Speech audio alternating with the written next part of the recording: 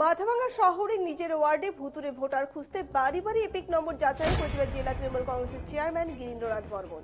জেলা চেয়ারম্যান ছাড়াও অন্যান্য তৃণমূল নেতৃত্ব উপস্থিত ছিলেন। জেলা চেয়ারম্যান গিরীন্দ্রনাথ বর্মন জানান, 11 নম্বর ওয়ার্ডে এখনো পর্যন্ত 10 জন ভুতুরে ভোটারের হদিশ পাওয়া গিয়েছে।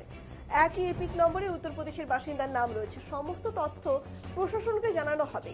যদিও বিজেপির পক্ষ থেকে ভুতুরে ভোটারের অভিযোগ অস্বীকার করা হয়েছে, ভুতুরে ভোটার বলে অপমান করা হচ্ছে বলে দাবি বিজেপির জেলা কমিটির সদস্য দিলীপ মণ্ডলের।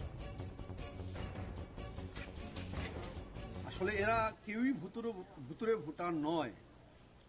আজকে যাদের কথা বলছে তারা একদম অরিজিনাল এই ওয়ার্ডের মাথাভাঙ্গা 11 নম্বর ওয়ার্ড এবং মাথাভাঙ্গা পৌরসভা এবং পশ্চিমবঙ্গের তারা অরিজিনাল ভোটার।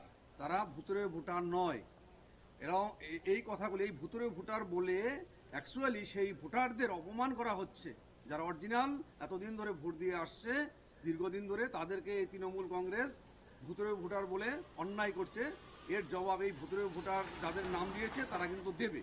আর এর ব্যাখ্যা আমি বলছি, আমি সার্চ করে দেখেছি যে সমস্ত ভোটার ভুতুরে ভোটার হিসাবে তারা চিহ্নিত করছে, তারা অ্যাকচুয়ালি 20 থেকে 21 বছর আগে তারা ভোটার হয়েছিল। সেখানে আমার কিছু নাম আমি লিখে নিয়ে আসছি এবং সার্চ করে দেখা হয়েছে যে সেই সময়টাতে না কেন্দ্রে না উভয় রাজ্যে বিজেপি সরকার ছিল। সুতরাং এখানে বিজেপির যে জুজু দেখছে বা নির্বাচন কমিশনার যে জুজু দেখছে এটা মোটেই কাম্য নয়। কারণ এই সমস্ত রাজ্যে তখন বিজেপি ছিল না, পশ্চিমবঙ্গে তো ছিলই না কোনোদিন।